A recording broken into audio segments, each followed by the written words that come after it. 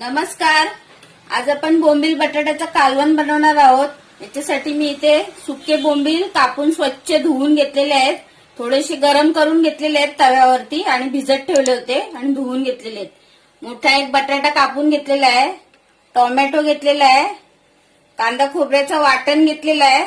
कांदा घेतलाय, लसूण घेतला बारीक चिरून. हे आमसूल घेतलेलं आहे. आंबा सुकवून मीठ लावून सुकवलेला आहे उन्हामध्ये. हळद घेतली आहे, धणा पावडर घेतली आहे, गरम मसाला घेतलाय, लाल तिखट घेतलंय, मीठ घेतलंय आणि तेल.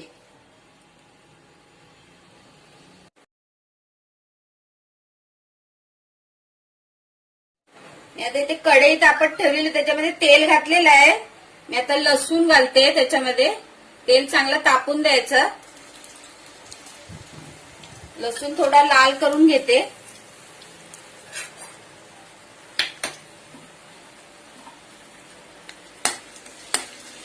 ओल्या बोंबलाचा तर नेहमीच आपण रस्सा करत असतो. मच्छी ओली बोंबील आणली का. सुक्या बोंबलाचं पण आपण उन्हाळी भरून ठेवतो. पावसाळी आपल्याला मच्छी वगैरे मिळत नाही, त्याच्यामुळे मग सुक्या मच्छीचा वापर तेव्हा जास्त होतो. म्हणून हा बोंबील बटाट्याचा रस्सा सहज पटकन भाजी नसली तर झटपट होणारा आहे. आता लसूण आपला चांगला लाल झालाय. आता मी त्याच्यामध्ये कांदा घालते. कांदाही आपल्याला थोडासा फ्राय करून घ्यायचा आहे. जास्त नाही, एकदम थोडासा. त्याचा कच्चटपणा निघून तेवढं फ्राय करायचं, जास्त लाल नाही करायचं आपल्याला. आणि आता आपल्याला त्याच्यामध्ये याच तेलामध्ये आपल्याला बोंबील फ्राय करून घ्यायचे. आणि बोंबलाला कसा खूप वास वगैरे असतो ना, त्याच्यामुळे तेलामध्ये फ्राय करून घेतले ना असे कांद्यामध्ये लसूण मध्ये, तर त्यांचा वास आहे ना तो पूर्ण निघून जातो आणि खायलाही जरा मस्त लागतात. नाहीतर मग सुकी मच्छी म्हटलं का तिला वास खूप असतो. मी आता याच्यामध्ये 2 मिनिटं असं चांगलं फ्राय करून घेते. आणि त्याच्यामध्ये आपल्याला फक्त हळद घालायची आधी. हळदीने ना त्याचा पूर्ण वास आहे ना निघून जातो. हळदीमध्ये मी चांगले असे 2 मिनिटं मस्त फ्राय करून घेते तेलामध्ये. आता बघा मी हळदीमध्ये मस्त ते फ्राय करून घेतलेत. आता त्याच्यामध्ये आपल्याला लाल तिखट घालायचं आहे. तुम्ही तुमच्या आवडीनुसार घाला. आम्हाला तर थोडंसं तिखटच लागतं म्हणून मी छोटे 3.5 चम्मच घातलाय. आता फ्राय करून घ्यायचा तो मसालाही व्यवस्थित तेलावरती. थोडीशी धणा पावडर घालायची. आता धणा पावडर घालते थोडीशी, 1 छोटा चम्मच. आणि आता आपल्याला बटाटे घालायचे. आता बोंबील मस्त फ्राय झालेत एकदम. आता मी त्याच्यामध्ये बटाटे घालते. आणि मग आपल्याला जितकं तुम्हाला पाणी पाहिजे तितकं पाणी घालायचं आणि त्याच्यावरती 10 मिनिटं झाकण मारून ठेवायचं. बटाटे पण व्यवस्थित असे मस्त फ्राय करून घ्यायचे. बोंबील बटाट्याचा रस्सा खूप छान लागतो म्हणून मी बटाटा थोडा जास्त घातलेला आहे. आमच्याकडे बटाटा आवडतो बोंबल्यातल्या रस्स्यातला. तुम्हाला जसं पाहिजे तसं घाला. मी मोठा घातलेला आहे एक. हे बघा आता मस्त फ्राय करून घेतलंय. आता त्याच्यामध्ये मी पाणी घालते. पाणी घालून आता त्याला मस्त आपल्याला 10 मिनिटं झाकण ठेवायचं आहे आणि शिजवून द्यायचं आहे. झाकण ठेवते आणि याच्यामध्ये ताटामध्ये थोडंसं पाणी घालायचं वरती.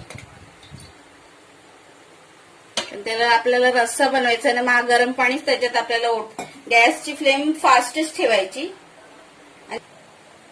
मी आता झाकण ठेवून 10 मिनिटं आता शिजून देते त्यांना मस्त. बघा मी आता झाकण काढते. मी जवळजवळ 10 ते 15 मिनिटं याला झाकण लावून शिजवलेलं आहे. गरम पाणी आपण त्याच्यात टाकून द्यायचा.